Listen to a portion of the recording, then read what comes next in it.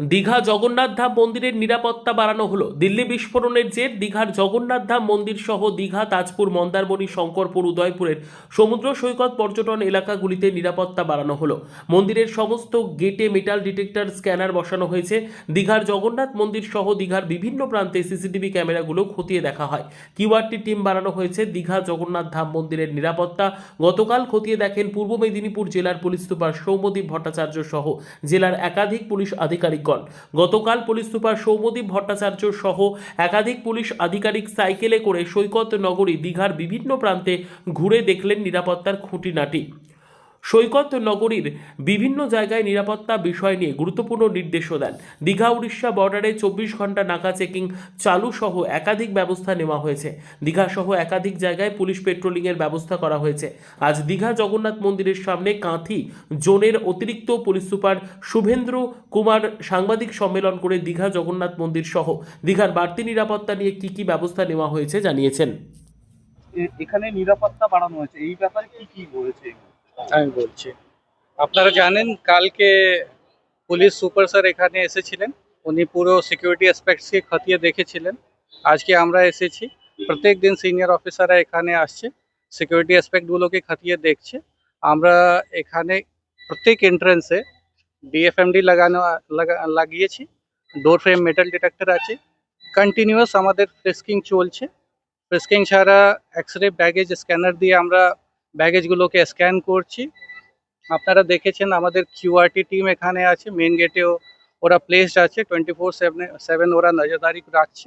এছাড়া সিনিয়র অফিসারের নেতৃত্বে সুপারভিশনে আমরা সিকিউরিটি ডিপ্লয়মেন্ট করে আছি। সফেদ পোশাকের টিমগুলো আছে এখানে, সিসিটিভি ক্যামেরাগুলো লাগানো আছে within the campus premises also, outside also সিসিটিভিগুলো লাগানো আছে।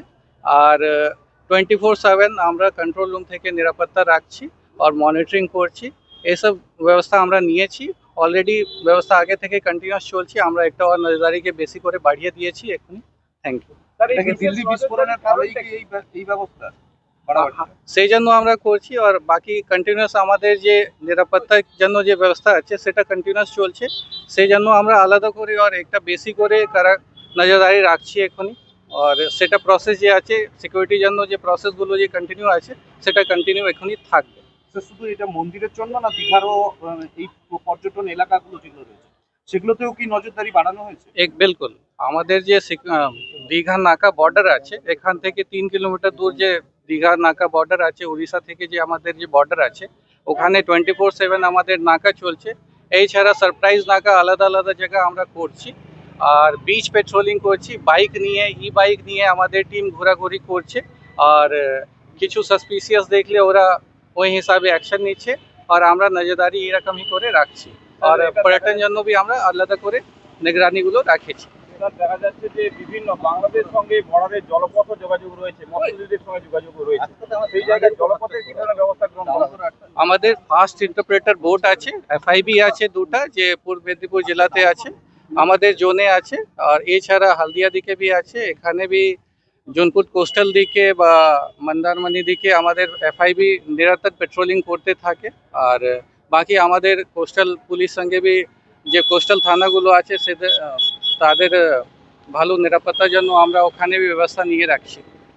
এর আগে দেখেছি ভিন রাজ্যে নাশকতা করার পরে দীঘাতেই গার্ড রাখা ছিল,